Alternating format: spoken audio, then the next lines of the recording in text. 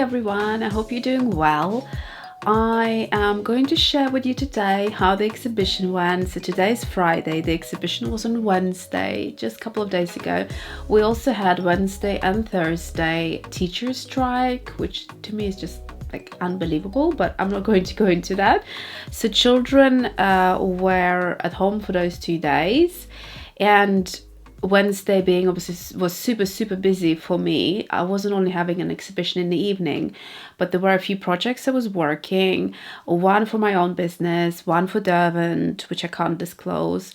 So it was like an insane day where I felt like I was juggling, probably 3 or 4 different things at the same time, and then also working on my new stamp set as well, and back and forth with the art team. It was really interesting and I actually enjoyed it. I didn't feel stressed. Usually when I have that much on my plate, I start to feel a level of stress and kind of I'm not enjoying it anymore. But I felt like I was in my creative best kind of mode. So I wasn't tired and everything was perfect. I would do one thing, then simultaneously I'll move on to the next thing, and then I'll check back for the first thing. It was just very like a natural flow of things. So I really enjoy that. I also ended up taking an assistant with me to the exhibition because I needed some help with taking pictures and things like that. So I will fill you in on the exhibition and a couple of other things. Also, I managed to have a super annoying cold in between the private viewing, which happened the week before on a Wednesday, and the exhibition. So I managed to recover in time. But it was just something that I didn't need. I had basically a couple of days where I didn't feel like doing anything, but it's just life. Things happen and you just have to power through. So let's start talking about the exhibition, I guess. It was busier on the private viewing because it had local businesses there, so it was lovely to meet a few people from the local businesses, and so like other shops and jewelry shops and whatever other little businesses there are, and of course the mayor. That all was very much fun. But on the actual exhibition, which was open to the public, it was a rainy evening. It was 6 to 8 p.m. and I don't know, I mean, everyone I know are families, so they usually have dinner around that time. It didn't have many people there, but there were a few and it was lovely. But I really had such a big buzz on the first, like on the private viewing. I don't know, I came home just really buzzing and feeling so kind of excited about the whole experience of being able to talk to people face to face, because I have been doing this now for years here on YouTube, and even if I have classes, they are on my online school, and I speak to a camera.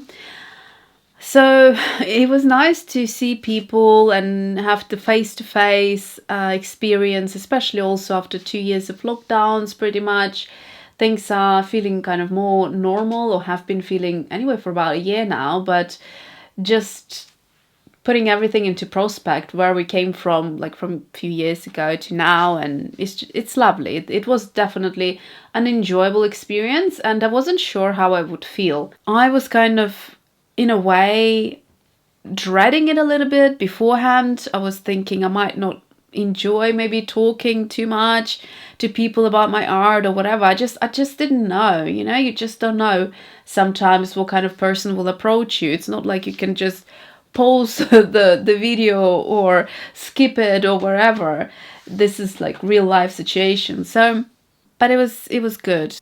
And similarly, when I had the exhibition as well, it was very special to me because it was my first ever exhibition. I keep reminding myself that was it. That was the first one. So the first one is always very memorable and very much quite special because it's the first step into that direction. It kind of opens a door for you because you can't approach other galleries if you haven't had any well, I'm not sure, maybe you can actually, but I wouldn't have thought you would have a great chance if you haven't had any other kind of smaller exhibitions beforehand. So that was a lot of fun. On the private viewing, I ended up selling one of my paintings, which I didn't expect to sell anything at all, because this wasn't about selling things. This was about getting to know other businesses and getting the word around about your art, about who you are, etc. So yeah, I was really, really flattered. And that evening, that was the only piece that was sold from what I'm aware of. So it was extra flattering. On the day of the exhibition, I didn't sell a single thing. And there were also 3 other artists. So there was a photographer and a quilt lady. None of them sold anything either, I think. I can't be 100% sure, but I don't think they did. It was lovely. But I have to say, I didn't think how much effort and time.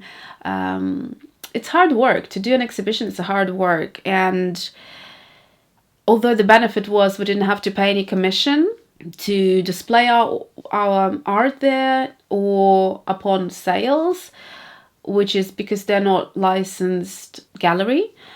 But that's what you usually also would have to take into account. I was talking to the photographer, and he's quite a well-known photographer, and he has, in fact, exhibited many times, also in some known galleries.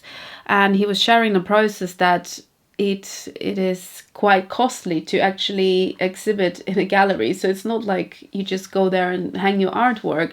You have to be obviously waiting for your turn. So usually it can take, 6 months up to 12 months, depending on the gallery.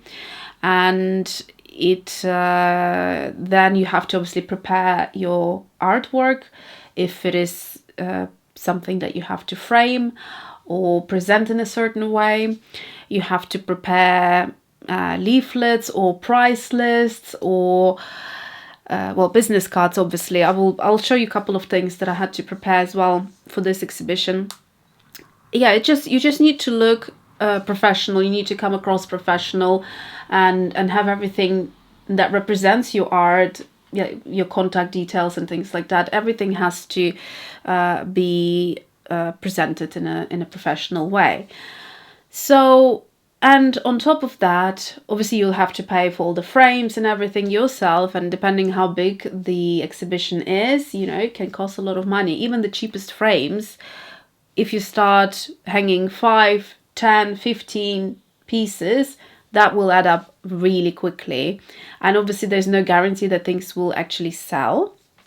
So you need to produce something. You need to think about what would potentially sell, or what would be, the area where you're exhibiting, what kind of clientele there is, what kind of age groups there are.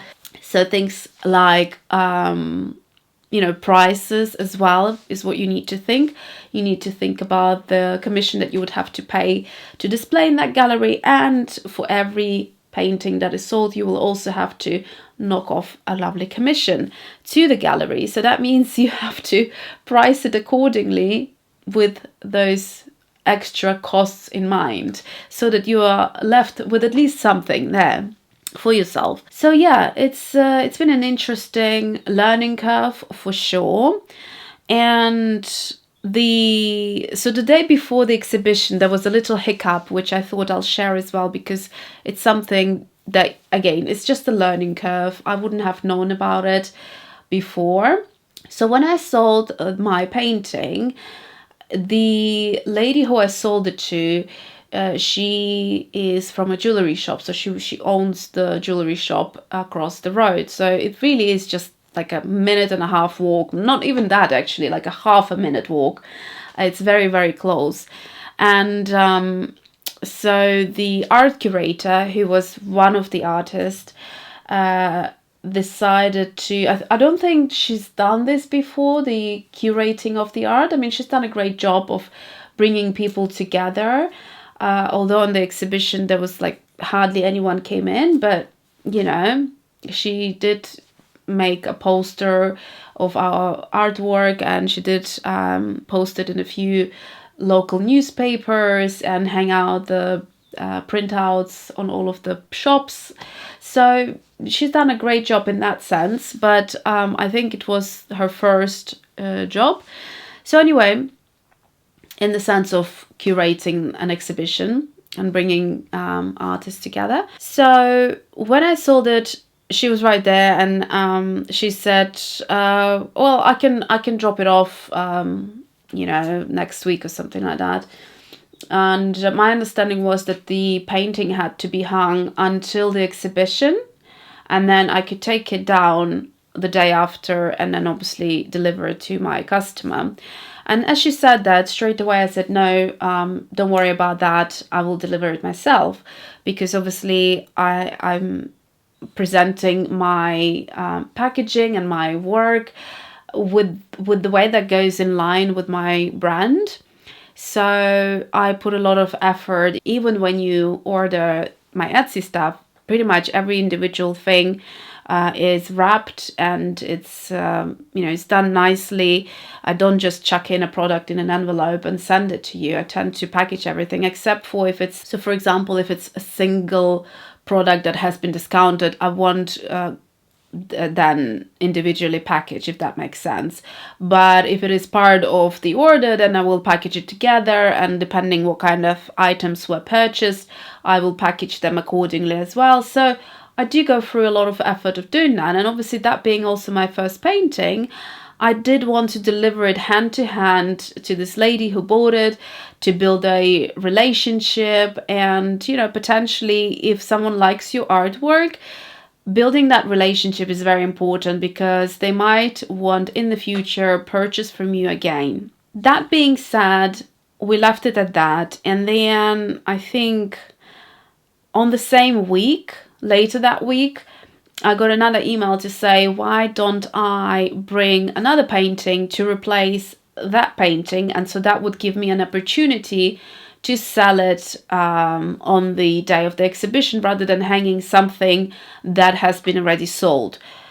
Which, in a way, it's kind of like a psychological thing, to be honest with you. It can work both with you, like for you and against you. When you go to a gallery and you see these like sticker dots on their paintings, it actually makes you want that painting even more. That's what I personally experienced beforehand. I've been to exhibitions where there were like 10 stickers on that painting, and you know that people as well as you want that, so you become a bit competitive with it.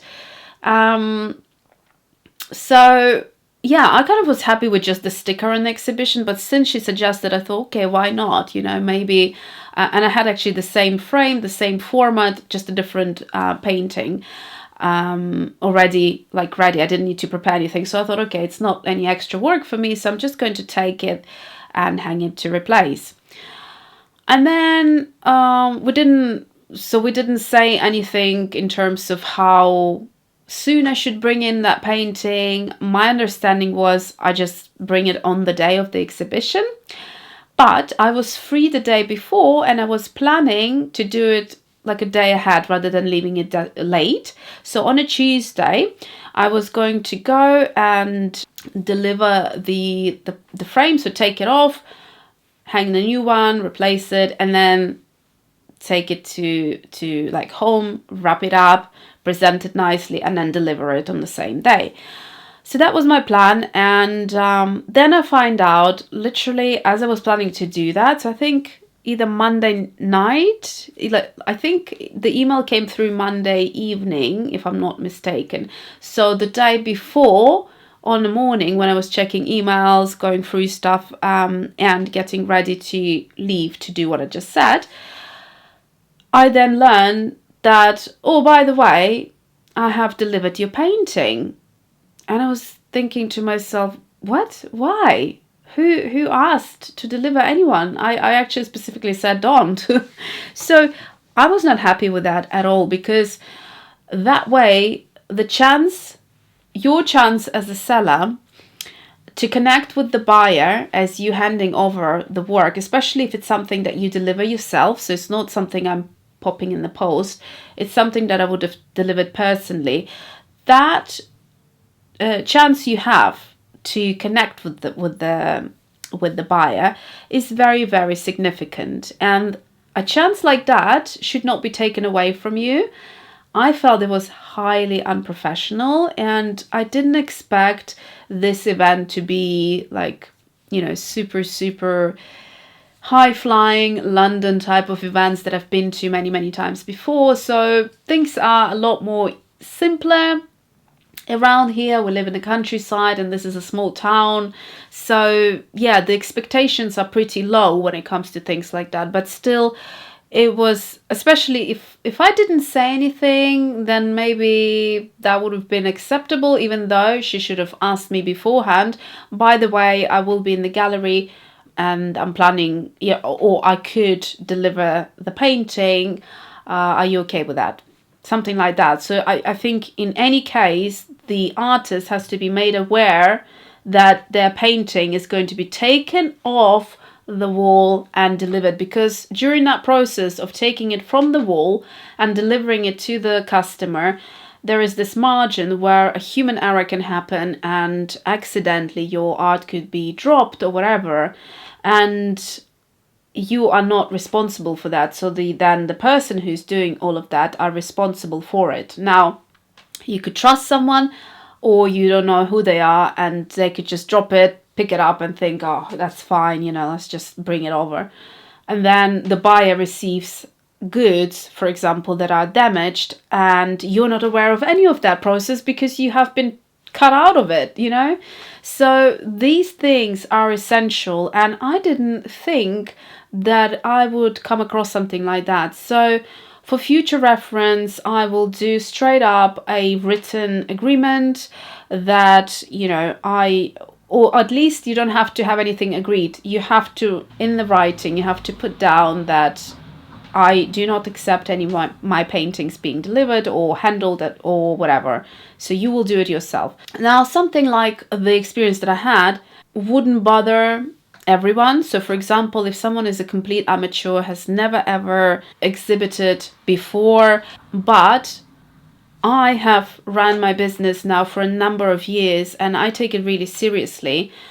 The quality of my products, the way they're presented are very, very important to me because, like I said, they have to go within the branding and the ethos of my company. If someone is just a complete beginner, doesn't have a business, they might actually find it quite helpful that someone just made that decision for them, wrapped it up. They didn't even need to think about where to purchase tissue paper or whatever. And it's all done and dusted. So really, you have to analyze yourself as an artist and the level in which you are working, and also what you want your art to stand for, what kind of quality of art you like to produce and things like that. So that's something that was very, very interesting, I thought, because it was just the day before the exhibition and I was completely blown away.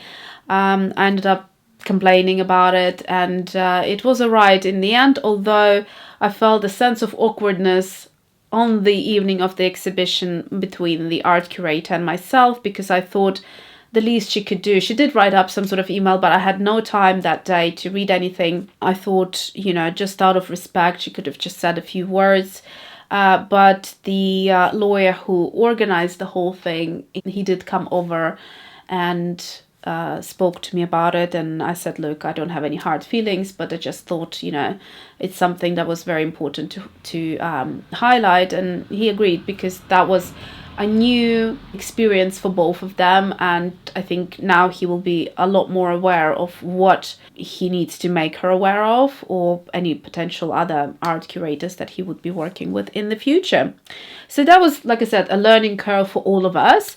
Nothing too bad happened out of it, but I did go, and I would recommend for you to do a similar thing if you somehow end up in this situation. Do go and see the customer to make sure everything was fine. Because if you have been taken out of this process, you need to make sure it is your face, it is your painting. You need to make sure that that painting has arrived in good condition, that they were happy with how it was wrapped, etc. So I had no knowledge how it was wrapped, whether it was wrapped at all, but I found out from my customer that it was wrapped in some tissue paper. I had no idea what else. I mean, I would have branded it with other things, make it a bit more presentable. I would have taken it in a nice paper bag or something like that. It's not a big painting, so I would have really gone through the effort of making it super nice.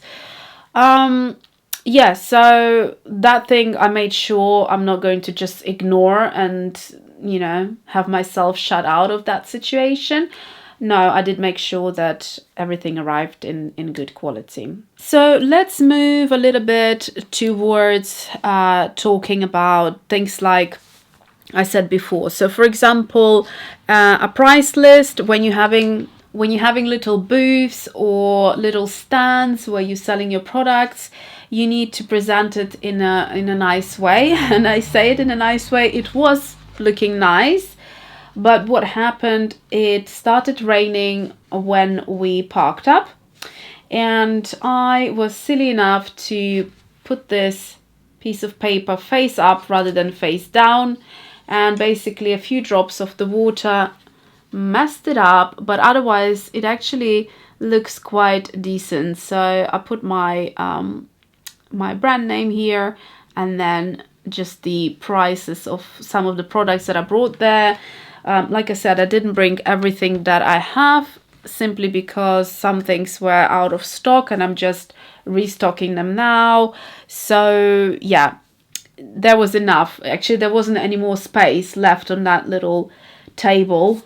And there was also an ugly phone there, and we couldn't have moved it, so I was just given that piece of furniture to display my artwork, which you will see anyway in the pictures.